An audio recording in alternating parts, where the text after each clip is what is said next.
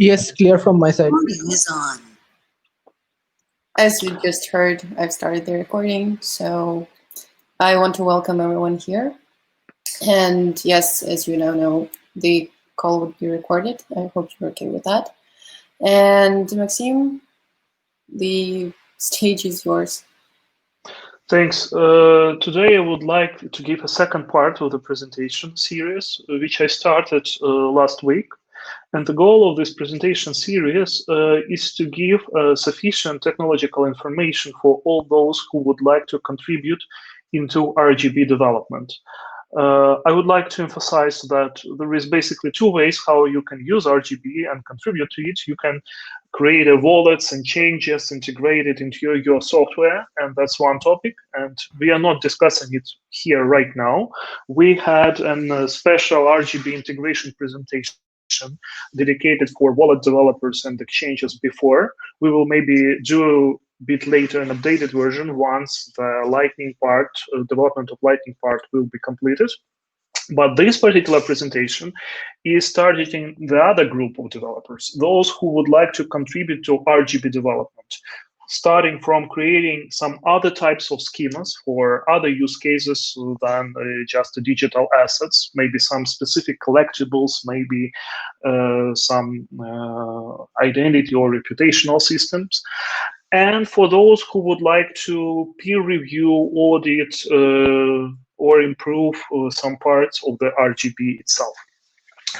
The presentation series will take at least 8.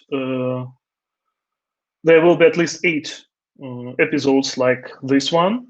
Today we are on the second one, Data Structures Hierarchy, when we will be reviewing the top level composition of all different protocols that RGB is consisting of, and top-level data structures. And I would say that this is one of the most important parts of this series, because it helps to understand all that complexity beneath RGB, to understand how it actually works and operates. So probably this presentation will be also very interesting, not just to developers, but to anybody who is interested in understanding the internals and the logics behind RGB.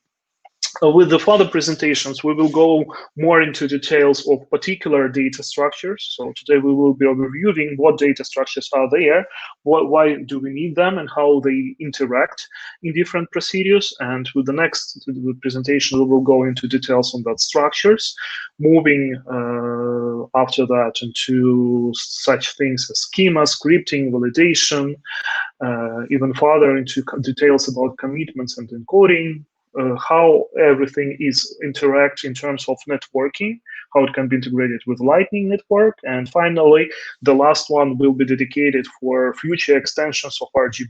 It is already, as I said, ready for such things as a taproot and many other stuff, and I will be covering this in particular details in the last episode. So starting today's presentation, I will be talking about data structures and their hierarchy. And I would like to start with a reminder of RGB definition. The top level definition of RGB is basically that it is a smart contract layer on top of Bitcoin and Lightning Network with emphasis on privacy and scalability. And I will start with overviewing how this layer can look like from end user perspective. RGB is basically a client-side data system, meaning that the data are stored not in blockchain, but completely externally to a blockchain. Here you see the structure of 2 sample RGB contracts. Each of them starts with a genesis block, and it is followed by a directed acyclic graph of nodes which are named state transitions. So Genesis defines some state, some initial state, and then this state can be modified with the state transitions. The analog to state transition is a transaction in blockchain world. But because here we are outside of blockchain, so here on this picture there is nothing blockchain related at all. This data exists only on the client side, And that's why instead of transactions, we name these changes in the state of the smart contract transition, just to distinguish and avoid some misunderstandings. And as you see here, these two contracts are quite separated. Unlikely the contracts in blockchain world, like with Ethereum, where they are maintained in the same transactions, in the same blocks, in the same blockchain. Here they are completely separated. We can say that it's a short sort of shards where each contract operates on its own shards. However, this is not two shards. We can't name them, technically speaking, shards, because these different RGB contracts, they never interact at all. They are not shards of the same database. They are more likely a separate databases. And it is a security feature, and it is also a privacy feature, that they never ever interact. So the state defined under one contract will never see the state defined by the other contract. It can be done, of course, using some layers on top of that, but inside RGB, you will never go from one contract to another one. There is a special way of preventing this interaction at the level of single-use seals. I will be talking more about them later, because we still commit all these graphs into blockchain. We are not putting this data, we just putting commitments to this data and structure of these graphs into blockchain. And if we use the same transaction to put commitment to two different graphs related to different contracts, we use a special mechanism called anchors. I will go into detail on anchors a bit later. And now I will like just you to remember that there is first, there is a graph of state transitions specific to each contract, and there is a separate story of how this graph is committed into Bitcoin blockchain, or actually any Bitcoin transaction graph, because it can reside not only in Bitcoin blockchain, but also in Lightning channel or other specific type of places where Bitcoin transactions can reside, like side chains or any other more complex form of a multi-party channel. And I'd like to start with a single RGB contract. I name it history. This deck is called History of the State Transition. And we need to understand quite few important details about it. First of all, starting with the definitions. As I said, there are contract nodes. All boxes, red boxes here, shown here, are contract nodes. And these contract nodes can be of two types. Genesis, and there is always only a single genesis node per contract. Each contract has genesis, and contract can have only single genesis. And state transitions, the rest of them. When you work programmatically with RGB contract, you frequently do not need to distinguish where the state is defined. For instance, if some state is defined by genesis and it was never changed, it is still a state accessible to you, and that's why you need this node trait in terms of Rust language, both genesis as a concrete data type and state transitions as a concrete type. They implement this node trait, which allows you to access the state data and different metadata agnostically from whether this is a genesis node or a state transition. And within LNPBP core library repository, you will be able to find all the data structures related to contract nodes within RGB contract module. There are data structures for nodes, for node trait, genesis, state transitions, and underlying data structures like seal definitions, state data, state assignments to seals, and metadata fields. Today, I would not cover the details of those internal node structuring. That would be covered on the next talk, because there is a lot of information to give and to present. Here, I will just be operating on the level of abstract node or genesis and state transitions without digging into their anatomy. Additionally to these nodes, there are quite important concept of identifiers. So each node have its own identifier called node ID, and this identifier represents a hash, a special tagged hash in a style of taproot tagged hashes. And this hash is taken from the consensus serialization of the state transition or genesis data, of the node data. So the node ID, you can compute it for both genesis and state transitions. And additionally to node ID, you have another type of identifier, which is a contract ID. Contract ID you can compute only for genesis, and contract ID represents unique ID for the whole RGB contract history. So with a contract ID, you identify a graph, the whole graph. And with a node ID, you identify a particular node in that graph. So if we will take a look at the node transaction graph, you remember that red boxes, each of those red boxes has a node ID, while the whole graph is identified by a contract ID. In fact, these two IDs are equal at the level of byte sequence. So basically, it is the same ID, technically speaking. But in terms of semantics, they're represented by different data types and generated with the different procedures to separate their use cases. Because contract ID is used under the semantics of operations related to the whole contract, to the whole directed cyclic graph. For instance, you use contract ID to identify an asset. If there is an asset issuance, which is genesis, and all the operations under these assets, they will specific asset, they will have the same contract ID.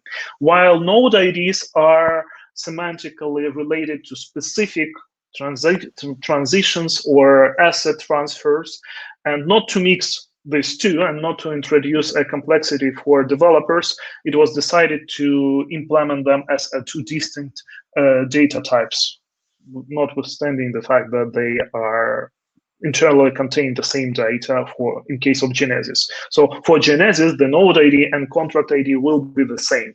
For the rest of nodes, they will have no contract ID operating under the contract ID of genesis, and they will have a node ID which is distinct from their own node ID. So that's the way we work with the identifiers. I also would like to ask all participants, if something is not clear or you have questions, just to interrupt me and ask this question, because the topic is quite complex and it will be hard to remember till the end of the presentation, the questions you have.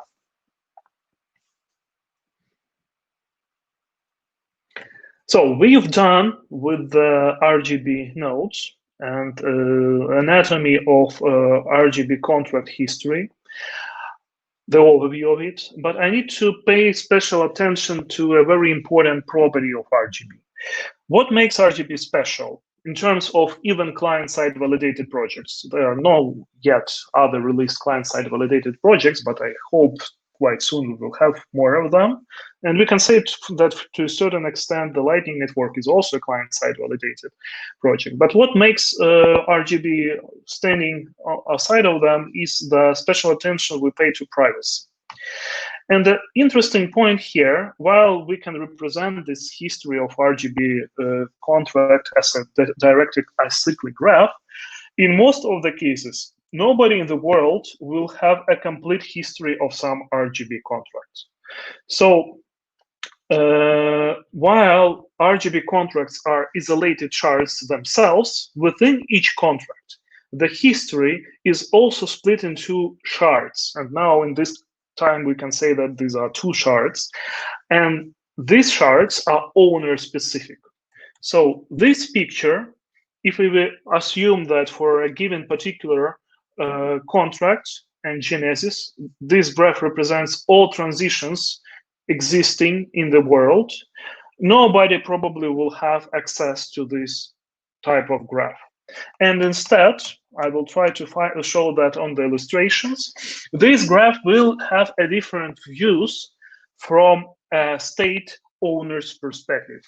Last talk, I was giving special dedicated attention to definitions of what is state ownership, why it is important for RGB smart contracts, how it make RGB contracts different to Ethereum contracts.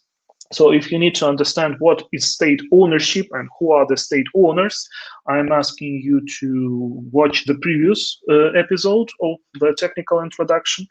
But here I would like to explain that the RGB state exists only from the owner's perspective. And for instance, this owner one, it owns this last block, red block of the state transitions, which contain definition of the state owned by this person. And of course, the owner, to validate the state, need to access all the graph, the part of the graph that goes up to a genesis. And this owner will never see access and will be able to access the other parts of the graph. Why? Because basically it is not required. He can validate his state data up to genesis with the subgraph only, and for the privacy measures and in also as a requirement to reduce the space requirements for client-validated storage stored data, only the subgraph of the whole RGB contract history is kept and transferred between owners. If we will take another owner for the same smart contract, we will see that he will probably have access and store another part of the graph. Partially, this graphs will have a common part between them. You see that there is a few blocks remaining on the same place, while the part of the graph will be completely distinct. And in this case, you also see that this owner, the state that owned by this person, is contained not within a single end state transition, but within two different state transitions. And the history he needs to have in order to validate the state of the smart contract is actually all subgraphs from these ending state transitions up to genesis. So this is a more complex structure in this case.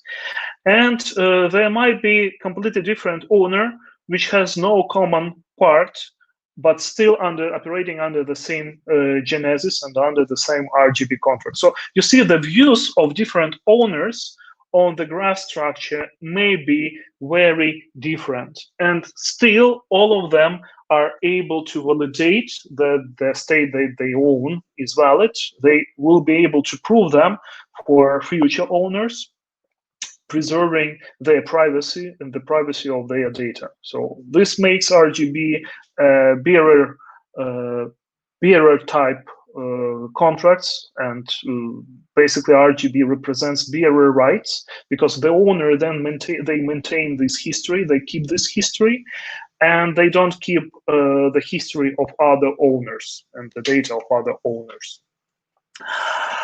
And this is a feature, not a bug, because it increases privacy, and as I already said, it allows scalability by reducing the amount of the off-chain data that must be kept by the owners to prove their ownership. Another important thing is that state transitions may forget their data. If some part of the transition data are not required for the future validation, it might be hidden beyond a commitment, like it may be hashed or put into a Merkle tree or hidden with a Pedersen commitment. It will depend on the actual type of the data we are hiding, but for almost any data within RGB contract, there is a way of hiding the data. Hiding in a single way. So once you hide them, the future owners wouldn't be able to see the actual data. And you can also delete the subgraphs that are not required, because, for instance, you transfer parts of your state to two different or new owners, and these new owners will receive separated subgraphs without being able to see the data from each other. And the future owners still will be able to validate the history. And the procedure of forgetting the data, in this case, we're calling a conceal procedure. It is automatically performed by the core library whenever you pass the state to a new owners. We call this consignment. I will be talking more about consignments a bit later. So even shared state transition may differ in their revealed and known information from different owners' perspective. So even if you share the same part of the RGB subgraph, you probably will have different data within the state transitions being accessible to you, with part of the data being concealed, meaning that you wouldn't be able to see what was there if these data are not part of your history, part of the history of the state that you own. Of course, if you miss some of those data that you own or a part of their history because they are concealed, you wouldn't be, in some cases, you wouldn't be able to validate those data. But again, it will differ, it will depend on the type of the data. And on the next talk, when I will be digging into the anatomy of state transition data, I will be paying special attention of which data can be concealed, cannot be concealed for the validation and so on. So last time I gave another definition of RGB, which is more computer science definition. And now I think it will be much more understandable why I define RGB in such a way. So RGB in these terms is a distributed system of partially replicated state machines without globally known state. So you see here that the full contract graph is not known to not just to everybody, but mostly nobody knows the whole graph. And the data are replicated in partial between different owners. So these are partially replicated state machines, which is quite a novel type of the systems. I don't know other types of such systems, of distributed systems, being in production today. And the consistency of this data is still achieved because of a consensus protocol, but not internal consensus protocol, but because of consensus protocol of the underlying layer.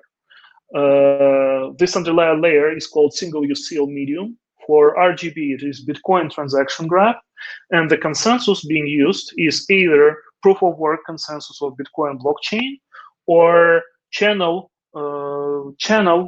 internal consensus mechanism of the Lightning Network channel. In the next part, and before I start that, I would like to ask once again, does anybody have any question?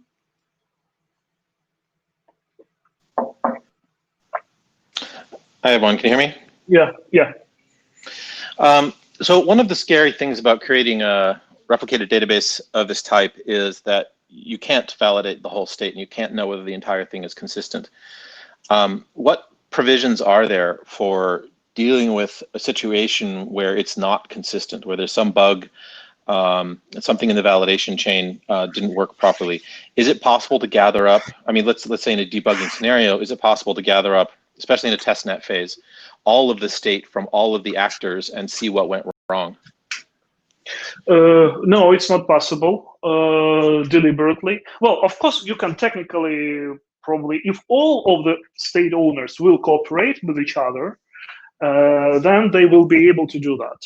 But there is no embedded procedures within RGB to force that. And again, it is a kind of design time decision because we would like to have a system that can't contain any form of embedded censorship or chain analysis or anything like that. And we would like to have a system that will prevent them on a technical level. Yeah, but clearly in production, that's desirable. I'm thinking more in debugging phase, testnet phase. In terms of inconsistency, the very interesting thing is that there is no requirement for a global consistency of the system, because systems always operate locally. And with this state ownership concept, which I introduced last time, it is also the case that you as a state owner, you as a state owner need to be sure that your state is valid. and you are provided with all the data required to do that validation. And if somebody has invalid state, it is not your problem. It is problem of the owner of the invalid state. And the only reason why he contains invalid state is the fact that he haven't done a proper validation when he was acquiring that state. So it's basically a responsibility of a state owner to make sure that he follows all the required procedures. And if he follows, he would never worry about the global state of the smart contract. So the global state of the smart contract is basically undefined. It's not eventually consistent. It's inconsistent by definition, inconsistent. Locally consistent. Yeah, it's locally consistent, and locally you have all the data to validate that consistency, always. Okay, I have a second question if nobody else wants to go. Yeah, go on. What are the provisions for providing external data? In particular, I'm thinking about timestamps as the simplest case. If I want to put a time lock on a transaction or something like that, what have you guys thought about doing that? Obviously, you can provide like signed data from Oracle or something like that, but what are your thoughts about that? I'm not sure that I got the question. You mentioned timestamp, time locks, which are different concepts. Can you elaborate more on that? In which context you mentioned time locks and timestamps? Yes. So if your smart contract has a dependency on some data which is not in the transaction graph itself, and one thing that will not be in the transaction graph, I would assume, would be timestamps. How do you get access to that data? Yeah. I got it. You are not meaning open timestamps, but you mean the timestamp. No. I mean a time lock contract that needs access to a timestamp. Basically, this can be done only with the external oracles. And there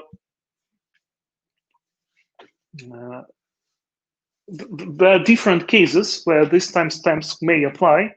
And in these different cases, you have different ways of how you implement that for RGB. For instance, if you need something like time locks for spending operations, like with Bitcoin transactions, you use the mechanism of underlying Bitcoin layer. That's why we separate the state ownership from the state itself. So if you need to limit the possibility to transfer the state with a time locking mechanism, you use state ownership layer, which is Bitcoin transaction layer. And you use whatever is available within Bitcoin transaction to limit that. If you would like to define a state in terms of time, you need to make sure that the validation mechanism, which is defined at level of schema or script, has the ability to validate that specific time engine in a deterministic fashion. For instance, this you can embed a timestamp as a part of the state data. And all future owners will just validate that this timestamp is not lying in the future or too distant past. And you define these validation conditions within the simplicity script. And this will work. However, if you would like to have a concept of time as something like ongoing, basically it can't be done with RGB in the same way that it can't be done with Ethereum or any other smart contracting system. Does that mean that in order to get a timestamp in the system, you have to make an on-chain transaction, or can it be done without an on-chain transaction? I'm not exactly understanding the situation where you will need the timestamping in the system, because I will be describing the validation procedure. Basically, the state is something immutable.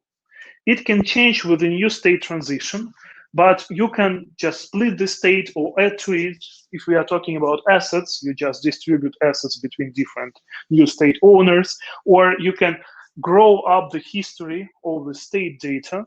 So you can embed a timestamp during the time transition, but it will be a fixed number, a fixed timestamp. It would never change in the future. And there is no such thing as a call to contract like in Ethereum. because it's not needed under such paradigm. And that's why there is no ongoing time. So if you need to embed the timestamp, you can do it quite simply, and you can write arbitrary complex validation procedure with a simplicity language on it. Or if you need to make sure that if you transfer some assets to some owner and you would like to force him not to spend them until some particular point of time, you are using Bitcoin transaction to structure that.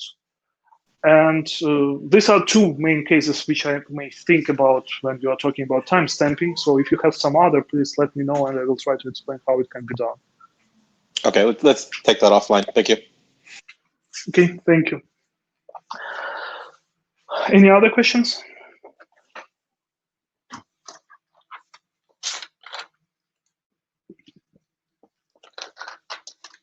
Okay, I will proceed then with the next part. In the next part, I would like to describe how we link transitions, state transitions, to Bitcoin transactions.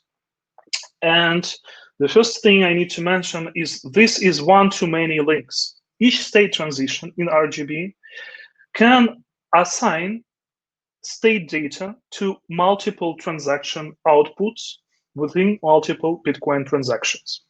So here on the left side, we have a state transition shown in red. It has some internal structure. I'm not going into details on that right now, but a part of that internal structure is so-named state assignments. Here we see 3 state assignments, and each state assignment is consisting of CL definition and state data. CL definition is basically a pointer to Bitcoin transaction output. It consists of a transaction identifier and output number. That's, you can think as a simple form of CL definition. In fact, it's more complex because of the consignment procedure, but I will be giving details on that on the next episode. Here you may think of CL definition as simply a pointer to Bitcoin transaction output. And after each CL definition, we attach some state data. For instance, it can be some amount of assets we allocate to that transaction output. Or it might be a form of a right. For instance, a right to do a secondary issue, or a right to maintain some particular identity. I was explaining more about digital rights and RGB in the previous episode, so if you need more details on that, I again direct you to that part. Here, I just need to abstract to the level when each state transition has a set of state assignments. And these state assignments assign some state to specific Bitcoin transaction outputs. And one state transition can do that for many state data and, of course, for many Bitcoin transactions. It can also assign state to several several outputs within the same transaction, or several times to the same output. It can assign data of different form. So it's all very flexible, and generally it's one-to-many relations. Now, what happens when the transaction output that contains some assigned state is spent with other transaction? On this picture, I'm showing that there is 4th transaction, which spans 2 outputs, as it just points to these 2 outputs as 2 of its 3 inputs. So input number 1 and input number 3 points to Bitcoin transaction outputs that contained assigned state. I think it's quite clear. If not, just ask the questions because it's very important to understand this part. Now, basically, when we spend these outputs, it means a special event in terms of RGB. Everybody who has the access to Bitcoin transaction graph, for instance, if it's done on chain, meaning having access to a Bitcoin chain, which can do everybody. And in terms of Lightning channel, it's only channel owners who will know this, but would be only channel owners who will need this. So this is also okay, and we're talking about the scope of the consensus that is required by the scope of the data. So when we spend a transaction output containing some assigned data, this is a special event that requires us to create a new state transition. So we have a state, it is assigned to Bitcoin transaction output. We spend the output, it means that we are creating a new state transition. So together with Bitcoin transaction, spending those outputs, we need to prepare a new data and define them as a new state and put that new state into the new state transition. Here I demonstrated this state transition as a second red box on the right side, and it will contain new state assignments. I'm not demonstrating this transactions which will contain those assignments, just to keep the schema clear, but you understand that this yellow arrow, it basically points to other transaction outputs. And the moment when these new state assignments and state transition are created, these outputs must be unspent. Because if they are spent, it means that we will need to create also the next assignment as well. But if we will limit our history of RGB state just to this thing, like each time we spend the output, we create a new state, it will not work, because you don't have a consensus here, and you can create multiple independent states and reveal one state to one party, the other state to other party, and basically there would be no local consistency at all. To maintain the local consistency, we need another step called commitment. And this commitment is shown with the blue part of the graph. This commitment is embedded within the transaction spending these outputs, and basically this commitment is a hash of some data. Here, these data are named as an anchor. You remember I was already mentioning anchors, so here we come into this anchor. And the transaction commits to the anchor data. The mechanism by which transaction commits to the anchor data is probably the most complex part of RGB in terms of technology and amount of code, and it is called deterministic Bitcoin commitment.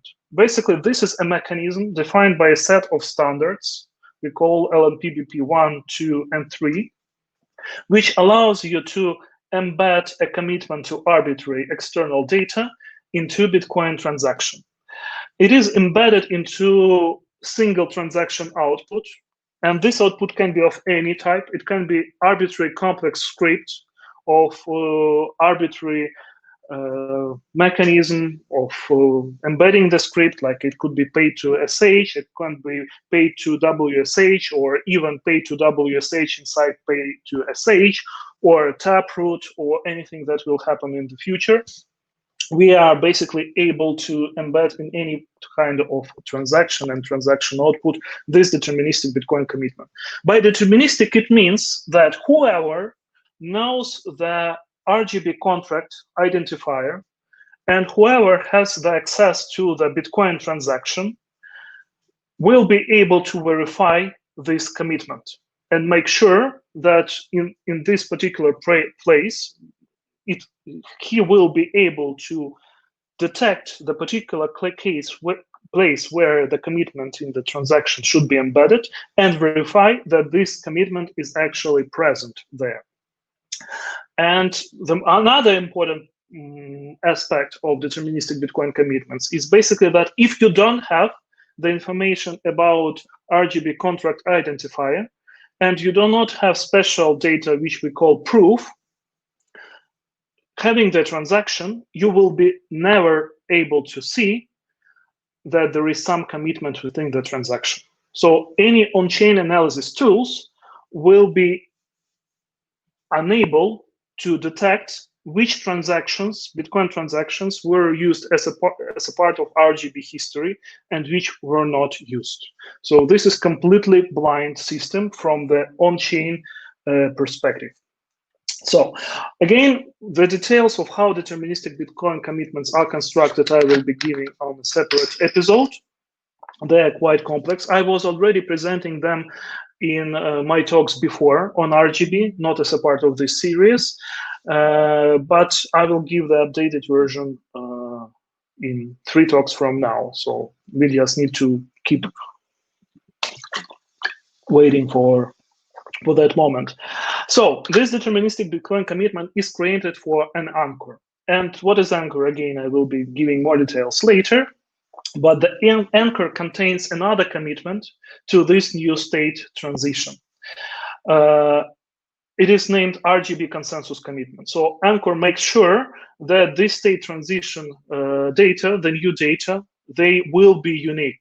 And we wouldn't be able to create another alternative state transition, because basically if we will create it and somebody try to validate, it will see this only particular Bitcoin commitment pointing particular anchor, which contains a commitment to a specific state transition. And the other state transition wouldn't be valid from this perspective. So this gives us uniqueness of the RGB state history. And this uniqueness of RGB state history is based on the uniqueness of Bitcoin transaction graph. So until we are unable to double spend Bitcoin transaction output, we wouldn't be able to double spend RGB and create an alternative history of RGB data. So in this case, RGB as secure as underlying commitment layer, which in this case is a Bitcoin transaction graph, either within the blockchain or within the Lightning channel.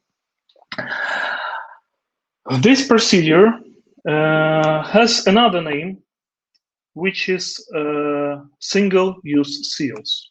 You already heard about single-use seals, and this particular schema is an implementation of single-use seals on top of Bitcoin transactions, specifically Bitcoin transaction outputs, because you can basically build different types of single-use seal schemas even for Bitcoin transaction graph. So this particular called TXO-based Bitcoin single-use seal. And briefly, it works with the 3 methods. 2 parties, Alice and Bob. Here, these 2 parties are basically the owner of the previous state and the owner of the new state. They agree on seal, meaning that they define a seal. Here, the seal definition is actually a part of the first state transition. So here we have 2 seal definitions. Basically, the first had 3 seal definitions, 2 of which are now spent. We have a seal definition. We have a witness of a seal closing over a message. And we are able to verify that this seal was indeed closed, and it was closed over this particular message. So I will point out to these parts on the schema. So the seal definition, in the case of 1 seal taken out from this graph, is shown here with a purple arrow. This is a seal definition, transaction output actually. Then when we spend this transaction output, we're closing the seal over a message, which is for us a digest of the anchor data. And when we do that, we create a witness. In case of Bitcoin TXO-based seals, the witness has 2 parts. The first one called outer witness. It is basically a transaction spending those outputs. So you present the transaction proving that the outputs were indeed spent, meaning that the seal was closed, and an inner witness, which is kept private. And this inner witness becomes a part of the anchor data. And it was used, and it will be used later whenever you try to validate the uniqueness of the seal closing procedure. So you see different layers, different terminological layers layering on top of each other. So basically, single-use seals is a generic concept, like client-side validation, while within RGB, we're using a very special implementation of it. And this graph in purple part is just shows how the generic concept and its terms are related to RGB implementation of single-use seals. Unfortunately, that's not all.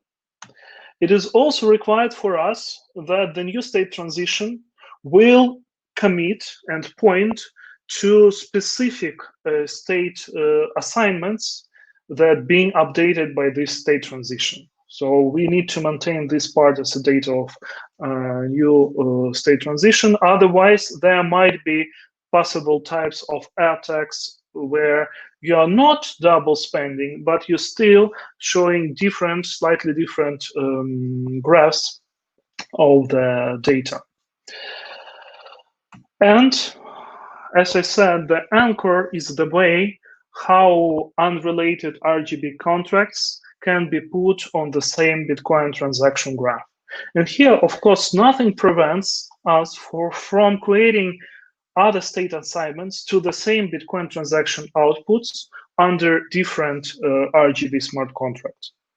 And if we have those assignments, it is when we spend these transaction outputs, we actually need to commit not to a single state transition, but to a multiple state transition under different smart contracts.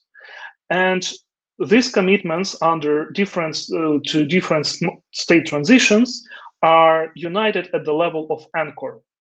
And they're composed together in the procedure where you can distinguish how many state transitions are under this anchor and to which particular RGB smart contracts these commitments are done to. So until you own the data and you have the raw data of the state transition, you wouldn't be able to guess what state transitions are out there. So what it gives us? It gives us another layer of privacy. So if you own, for instance, two different assets on the same transaction output, and you need to send only one of them to a new owner and move the other one to another output that you own, you would like that the new owner would not know about other assets that you had. And basically, with the anchor mechanism, you are able to hide those data. So the new owner will still have access to the anchor data and to a single new state transition. But from the anchor data, it wouldn't be able to guess how many other state transitions were done by you at the same time and under which assets or state or RGB contracts they were performed. And this is done with a so-called multi-message commitments procedure and defined by LNPBP for standard. Again, we will be viewing at this at more details over the next talks. So, let's define some high-level data structures and overview them under this quite a complex scheme. We just reviewed the single step of the state transition, and I would like to move from here to an overview of what other components of RGB are out there. But before doing that, again, I would like to ask all of you to ask the questions regarding this quite complex topic. If you have any, if you need more information or something is not clear from my explanations.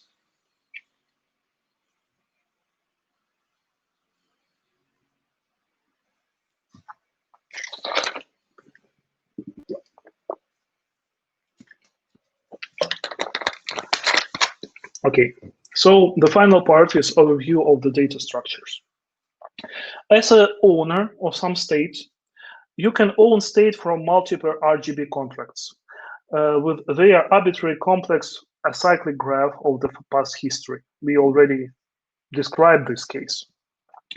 They may cross-interact via anchors in a very complex manners at the level of the same Bitcoin transactions, again, as we just described. Altogether, these data are kept in a single binary storage, and this storage we name stash. So the stash is the data kept by a particular user, in fact, a state owner, and it encompasses all the RGB contracts and all state transitions and all genesis and all anchors as a binary data structure.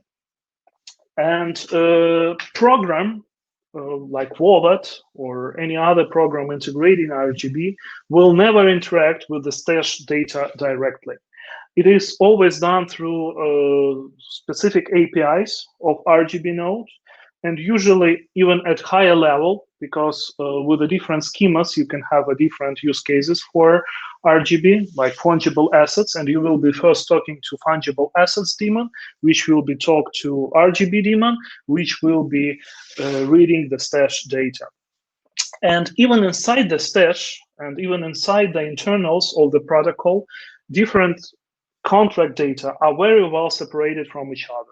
And there is no single point in code where the state from different RGB smart contracts are present under the same function or procedure. So we kept that very clearly separated.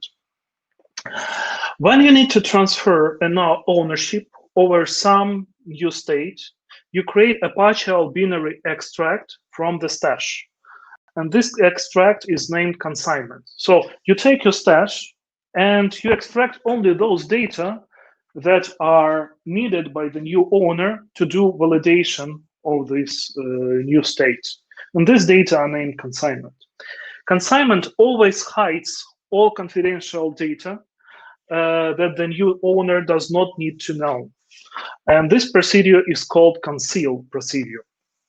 The new owner validates consignment, making sure that it has all the required data for validation, and it is locally consistent.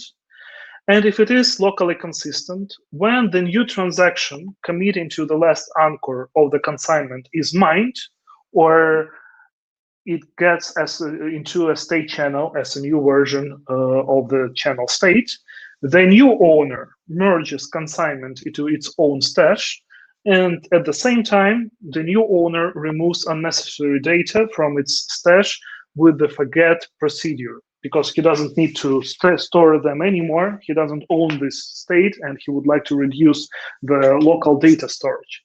So these two things can happen simultaneously, and they do not require these parties to be connected to each other, because they are connected at the level of consensus. So if the transaction is mined on-chain, this event visible for both of them, and it triggers both the forget procedure and merge procedure on both ends of the exchange. If it is a part of a state channel, again, when the channel state is updated, they both know about that event. So at this stage, the protocol does not require any interaction. The only interactivity, the only point where the interactivity is required is actually the transfer of the consignment from the old owner to the new owner. So the stash-related data located inside LNPBP core library in RGB stash module. These data are basically a stash. It is a trait used by specific RGB node implementation to implement stash functionality depending on the storage engine, because RGB node can use different storage engines to keep the stash data. It's not part of the core library. There is no point of making it part of the core library. And somebody would like to keep the data in a big SQL database. If you're an exchange and you need a high throw output, you will use that kind of engine. The others, for mobile wallets, they would like to use some small file storage, and some others we would like to use LevelDB or something else. So we build the architecture in a way that you can actually switch storage engines at the level of RGB node. And that's why stash at the level of core library is not a particular data structure, but just a trait. The second is a consignment. It is a concrete data structure representing all information needed for accepting a new state and validating it. An anchor, which orchestrates all commitments and single-use seal procedures. And disclosure, about which I haven't talked yet, and right now in the current version of the beta 3 of LNPBP core library, it's not implemented. But it's not very required because it's just a way to disclose some private information about their own state from stash, if needed. For instance, an issuer of some assets would like to disclose some information about some transactions with this asset made by the issuer himself publicly. And he will use this disclosure data structure, which is a form of consignment, in fact. So we already covered most of RGB data structures, and I would like to give a top-level overview of the RGB module within the core library. The RGB module consists of these two types we just described during this presentation. The first one is the contract module, everything related to a single RGB contract and its graph. And this data, they live completely outside of Bitcoin transaction scope. So there is nothing that is related to Bitcoin transactions at that level, no interaction with Bitcoin transactions. There are, of course, you store, for instance, seal definitions, which are transaction outputs with transaction ID and output number, but you don't need to access the transaction data to work with RGB contracts module.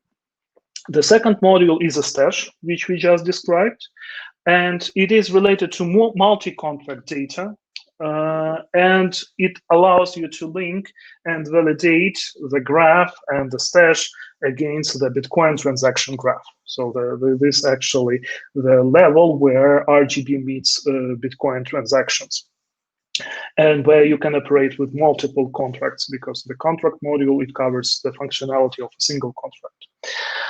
The next two modules are schema and virtual machine. They are related to RGB schema and scripting extensions, simplicity script, and right now, before we have a release of simplicity, it uses some stored embedded procedures. And we will talk much more about them in the next part of our presentation, I mean, on the next week. And the final module, which is represented by a single file, is the validation module. It is top-level logic, orchestrating the validation process involving all the above-mentioned structures and modules. I'm giving this overview for those who will be developing RGB, writing tests, doing reviews, so you will be able to understand where to look for which parts of the functionality inside the code. All of these RGB data structures and modules, they're using other modules. I name them underlying layers. They're also parts of the LNPBP core library. And in the previous presentation, I was giving this schema between interaction of different parts of the core library, about their layerization and interdependence. Here, with this slide, I just covered the red part, the last third column of it, but it also depends on two other layers, which are a layer of paradigms and a layer of Bitcoin extensions, which are related to those paradigms. And they're structured in the following way. In BP-DBC module, you will find a deterministic Bitcoin commitments code. And this code is based on paradigms commit verify, a streamlined workflow for robust cryptographic commitments of any sort.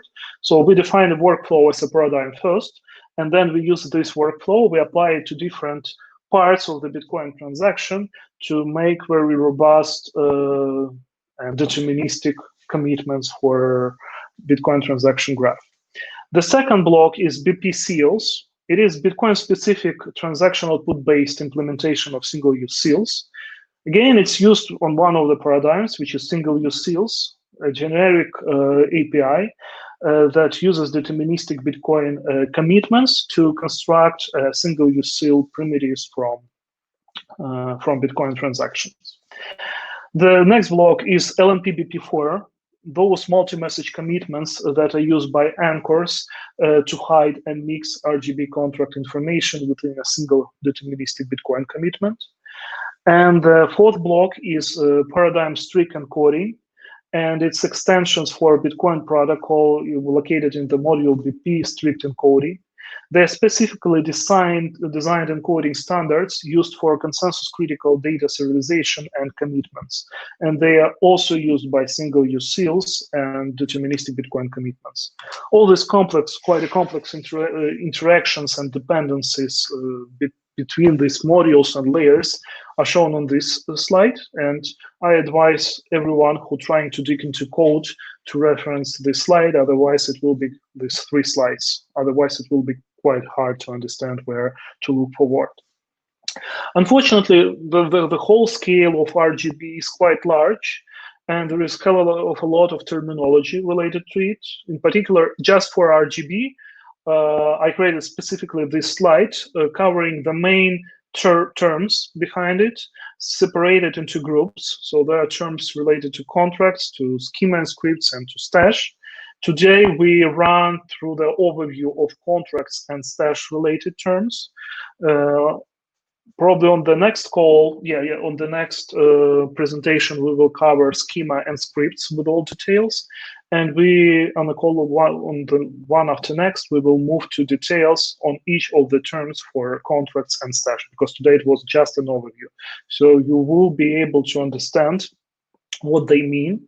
And I will also probably ask Olga to assist me in preparing some glossary on these terms, so developers will have a place to look into to understand what this or that term means, because I use the same terms both in the presentation, in the code, in documentation, and everywhere throughout the system. There is even more terminology behind RGB on these underlying layers, which we reviewed recently: deterministic Bitcoin commitments, single-use seals, and encodings. And there will be also a special presentation dedicated to those layers and explaining the difference and between them and their interrelation. Because, for instance, it can be funny, but the anchor, it consists of a proof that is part of the inner witness of the single-use seal commitment. So all of these interactions are important to understand to be able to change and write new modules for RGB, and I will be spending next presentations on explaining those. So that's all for today.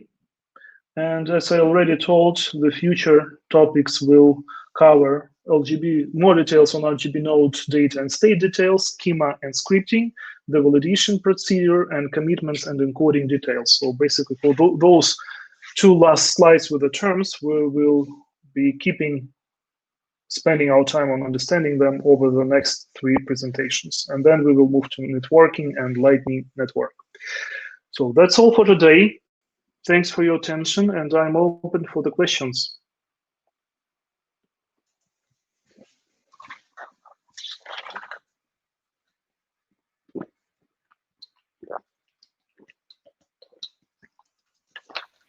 Guys, come on, don't be shy. Maybe yeah, sure. Go ahead. Yeah, so you mentioned earlier that contract state doesn't have to be like globally visible to everybody participating, or that everybody that could be an owner. But I'm curious, I guess, for issuance, like after the Genesis block, is that happening on chain, and then after like the point of issuance, owners have separate views? Because I imagine you'd want, like, you need to have some way to prevent double spends and like either directly prove that or have that like globally visible to everybody. Not sure if that makes sense. Yeah, thanks for the question. It makes sense. So I will explain how it works. Whenever you create a new asset, you create a genesis for that asset. And within a genesis, you define the right of the secondary issuance as a form of a right. You can either deny it, so there is no secondary issuance possible. This is the first simple case. Or you can assign to some transaction out point this right of the secondary issuance. And because genesis is known to everybody who owns this asset. It is basically published by the issuer usually. Everybody in the world will be able to check and to monitor Bitcoin transaction output. And whenever this Bitcoin transaction output is spent, they will know that actually issuer has created a secondary issuance of this asset. Now, we need to separate the view of the world, like everybody in the world, and view of those who will own this asset in the future. So if I own this asset, for instance, it is a USD Tether, just in case. Yeah, I own some USD Tether, and I validate the history up to the Genesis. So if this USD Tether, all of it, comes from the first issuance in Genesis, everything is fine for me. If this, if part or all of this USD Tether is a part of the secondary issuance, the issuer have to include the information about the secondary issuance, the actual state transition, into the consignment. So I will have the access to all the information about the secondary issuance anyway, because without it, I wouldn't be able to validate. And of course, if in Genesis, issuer limited himself with some total supply volume, and in secondary issuance, it created more than he promised as a total supply, the validation will fail, and I would not ever accept this asset. So the issuer, in this way, even with the client-side validation paradigm and absence of the global consensus, it will be unable to violate its own promises that were part of the Genesis data of the asset. Now, from the point of the world would know that there were issuance. And of course, actually, it's only owners of the assets, they are interested in checking that the issuance was correct. Because even if the issuance was incorrect, and the issuer have created more total supply than he promised, this total supply will be never used because each new owner will be interested in validation and he will just not accept that. So even those who do not have access to the secondary issuance data, they have no actual risk that the asset will be destroyed by the issuer in this way. However, I assume that most of the issuers will prefer to publish the data on the secondary issuance publicly, because otherwise they will just meet critics from the publicity. They will see that the issuance output was spent, so they will request the data on the secondary issuance and they will be able to validate it. And that's where, for instance, we will need this disclosure procedure I was talking about. Does it give enough information about the question? Yeah, I think that answers my question. Thanks.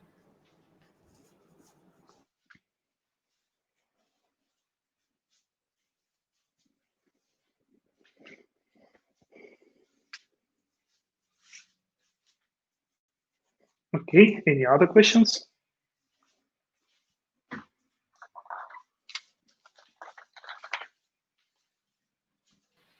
If there are no questions, I think we can wrap this up. So guys, okay. 3. Thank you everybody for attention. Awesome. Thank you guys. Thanks for joining. Have a great evening. Bye-bye. Thanks. Bye-bye.